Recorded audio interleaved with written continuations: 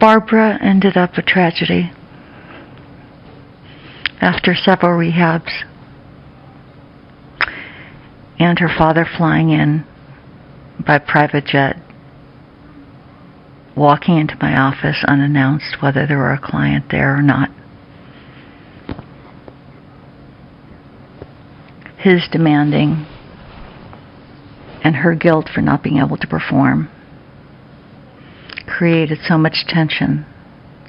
There were multiple attempts at suicide, both consciously and unconsciously. Her last attempt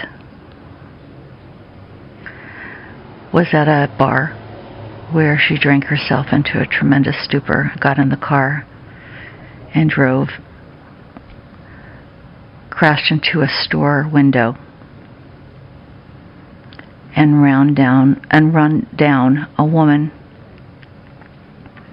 who happened to be the mother of 5 children, and put her in a coma. To this date, 10 years later, 8 years later, I don't know what is up this woman. I do know that her father replaced her car with another one quickly, so she wouldn't have to be without. And this type of grandiosity, this type of narcissism, this type of self-obsession coupled with self-loathing equals a very dangerous person.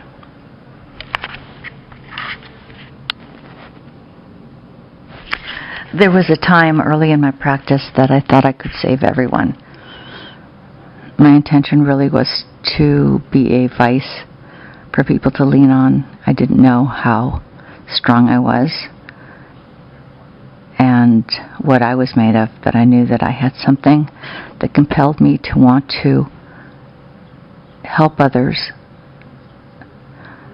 What I didn't realize was my definition at the time was to be a crutch for others. And today, many years later, I'm looking to help patients become their own source of energy and strength rather than leaning on me.